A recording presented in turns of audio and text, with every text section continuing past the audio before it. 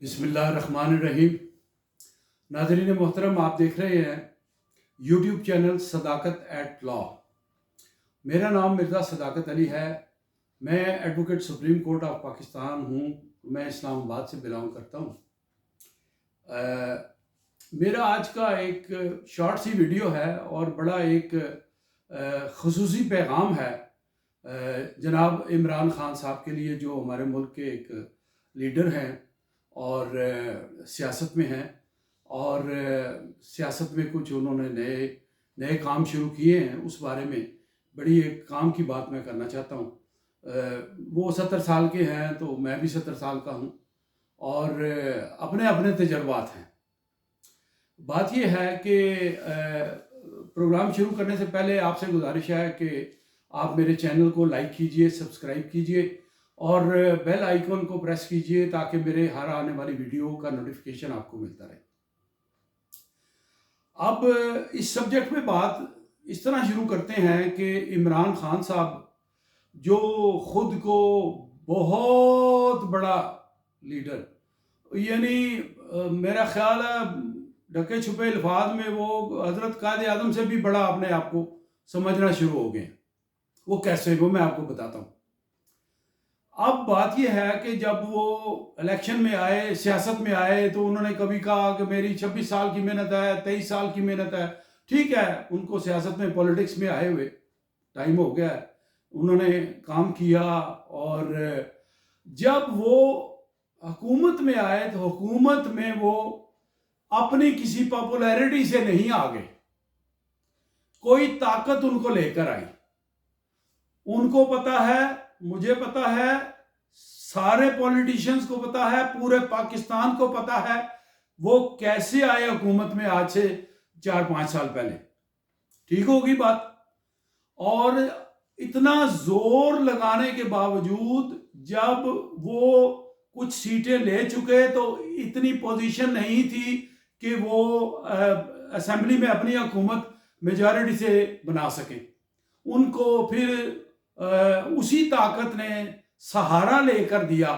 2-3 بیساکھیاں تھیں ان کو جو پکڑائی گئی۔ ایک ان کی بیساکھی تھی MQM، جن کے پاس سیٹیں تھیں، اور ایک ان کی بیساکھی تھی چودھری شجاعت، چودھری پرویز الہی، اور کچھ ایک بیچارہ وہ ایک پارٹی کا وہ جو ہے شیخ رشید، اس کے بارے میں وہ تو اقتدار والوں کے ساتھ ہمیشہ ہوتا ہے، آپ کو پتہ ہی ہے۔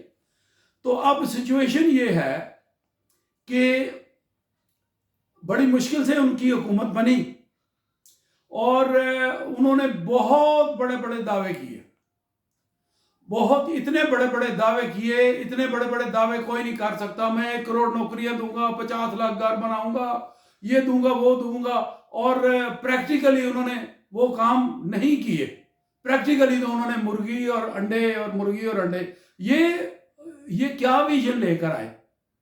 یہ اتنا بڑا ملک، 23-24 کروڑ عوام کا ملک ہے، یہ ان کا کمپٹیشن انڈیا جیسی طاقت سے ہے، ان کا کمپٹیشن جو ہے بڑے اور ملکوں سے ہے۔ ہمارے دائیں بائیں بڑی طاقتیں ہیں ایشیا میں، ساؤتھ ایشیا میں، سینٹرل ایشیا میں بڑی طاقتیں ہیں، تو ان کے ساتھ انڈے اور مرغی کا ہم پیداوار کر کے مقابلہ کریں گے؟ آپ کے سارے سیکٹر تو زوال پذیر ہیں۔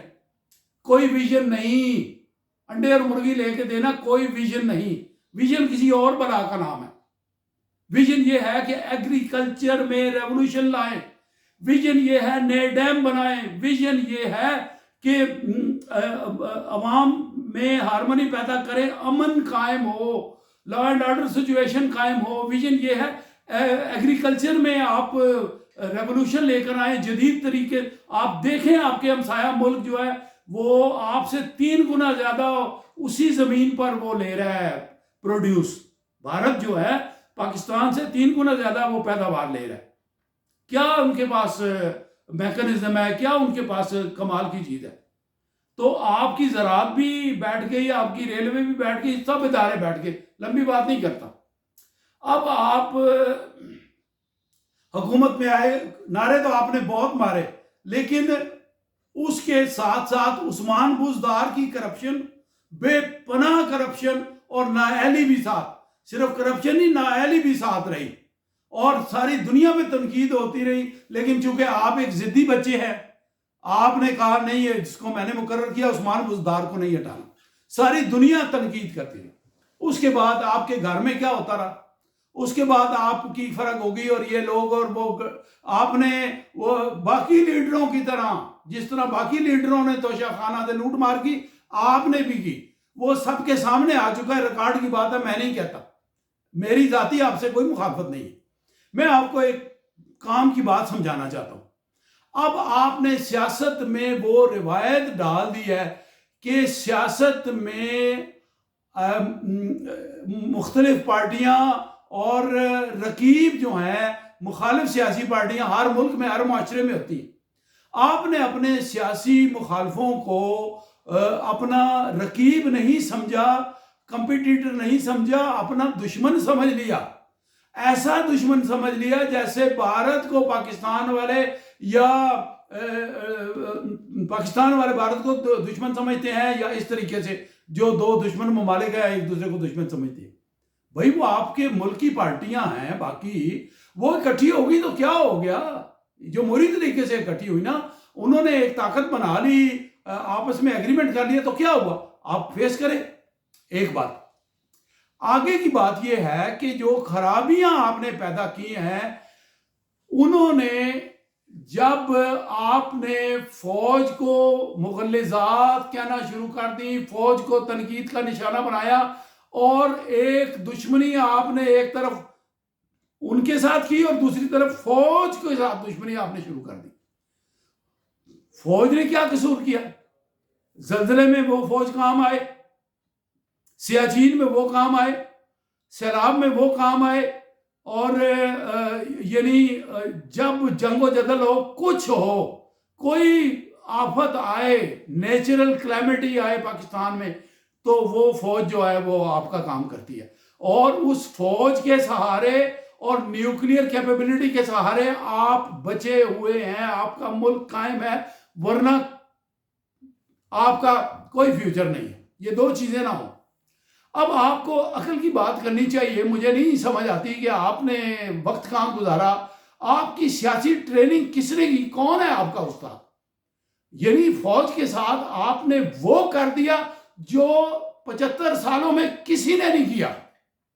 وہ فوج پاکستانی فوج ہے، وہ ہمارے بھائی ہیں، وہ ہمارے لیے کام کرتے ہیں، یہ الگ بات ہے کہ ہمارے ٹیکسوں سے ان کی تنخواہیں چلتی ہیں، یہ الگ بات ہے کہ ہم پے کرتے ہیں، ہم نے ان کو پالا ہوا ہے، ہم نے ان کو رکھا ہوا ہے، ہم نے ان کو چنا ہوا ہے، ایک ڈیوٹی سر انجام دے رہے ہیں، تو وہ ہمارے دشمن تو نہیں ہے۔ اگر انہوں نے سیاست میں حصہ لے لیا تو یہ سیاست میں حصہ لے لیا تو انہوں نے فروری 2021 میں باجوہ صاحب نے اپنی فریش تقریر میں کہہ دیا کہ فوج اب فیصلہ کر چکی ہے کہ وہ پولیٹکس میں انٹرفیئر نہیں کرے گی، آپ جانے، آپ کا کام جانے۔ آپ نے کچھ چھوڑا ہی نہیں ہے، کسی کے لیے کچھ نہیں چھوڑا، اور آپ نے وزیر آباد میں ہونے والی جو آپ کے اوپر حملہ ہے، ابھی کچھ نہیں پتا، وہ آپ نے خود کرایا، وہ بھارت نے کرایا، وہ کسی اور پاکستان کے دشمن نے کرایا، یا کس نے کرایا؟ آپ نے ایف آئی آر درج ہونے سے پہلے الزامات کی بارش شروع کر دی۔ وہ کیا؟ فوج کے حاضر سروس جو ہیں وہ جرنیل کے کو ملزم نامزد کرنا چاہتے تھے آپ، جس میں کہ آپ کامیاب نہیں ہوئے۔ بغیر ابتدائی انکوائری کے، انویسٹیگیشن کے، آپ کو کرمنل پروسیجر کا پتہ نہیں ہے کیا ہوتا ہے؟ یعنی گھر بیٹھے آپ نے آپ ہی تفتیش کار بن گئے، آپ ہی انویسٹیگیٹنگ آفیسر بن گئے، آپ نے فیصلہ کر لیا کہ یہ وہ ملوث ہے۔ کہاں کانسپیریسی ہوئی؟ وہ 109 سی آر پی سی کی کیا تقاضے ہیں، کرمنل انویسٹیگیشن کے کیا تقاضے ہیں، کس طرح نامزد کیا جاتا ہے؟ کانسپیریسی کے لیے بھی کوئی ایویڈنس درکار ہوتی ہے، چلیں سرکمسٹانشل ایویڈنس صحیح، لیکن کچھ تو ہوتی ہے۔ تو آپ نے فوج کے ساتھ ایک پیرلل جو ہے وہ ایک اپنی طاقت بنا دی، اور آپ سمجھ بیٹھے خود کو کہ آپ ہی عقل کل ہے، اور پاکستان کی بقا صرف آپ کی ذات سے وابستہ ہے۔ یہ بہت بڑی غلط فہمی کا شکار ہے آپ۔ حضرت قائد اعظم نہیں رہے تو پاکستان چلتا رہا، لیاقت علی نہیں رہے پاکستان چلتا رہا، ذوالفقار علی بھٹو نہیں رہے پاکستان چلتا رہا، ایوب خان نہیں رہا پاکستان چلتا رہا، پرویز مشرف نہیں رہا پاکستان چلتا رہا۔ اسی طرح اگر آپ نے بھی ایک دن اس دنیا سے جانا ہے، میں نے بھی جانا ہے، سب نے جانا ہے، آپ نہیں رہیں گے انشاءاللہ پاکستان چلتا رہے گا۔ یہ غلط فہمی دماغ سے نکال دیں، ایک بات۔ دوسری بات یہ کہ مجھے بتائیں کہ آپ اس اصول سے واقف نہیں ہیں کہ کو ایگزسٹنس جو ایک معاشرے میں ایک ملک میں ہوتی ہے وہی ایک ہیلدی سائن ہوتا ہے، وہی ایک خوبصورتی ہوتی ہے، وہ آپ کو چاق و چوبند رکھتی ہے، آپ کو جگائے رکھتی ہے، اپوزیشن آپ کو جگائے رکھتی ہے، سونے نہیں دیتی، اپنی لیمٹس کراس نہیں کرنے دیتی۔ آپ کے لیے پیغام یہ ہے کہ سیاست میں جو آپ نے تشدد کا اور انتہا پسندی کا رجحان پیدا کر دیا، یہ ملک کے لیے انتہائی خطرناک ہے، اور اپنی معصوم عوام کو، بھولی بالی عوام کو آپ اکسا رہے ہیں فوج کے خلاف۔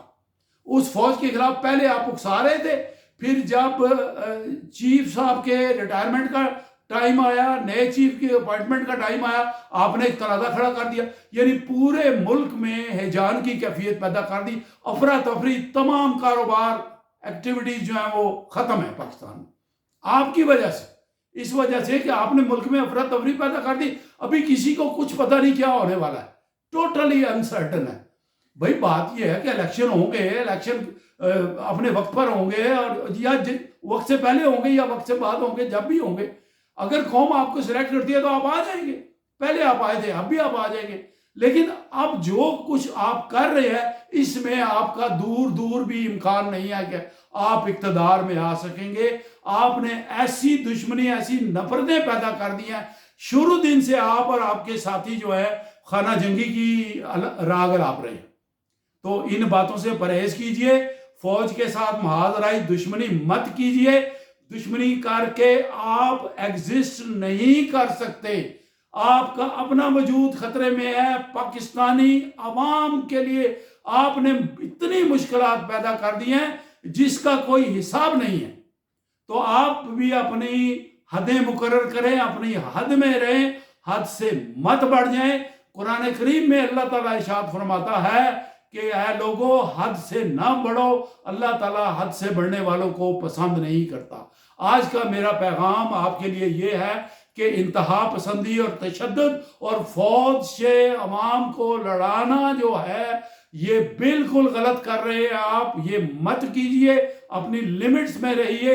سیاست کھیلیں، آپ کریں سیاست، آپ کو کوئی نہیں روکتا، آپ کا جمہوری حق ہے سیاست کرنا۔ میں آپ کا دشمن نہیں ہوں، آپ کا مخالف نہیں ہوں۔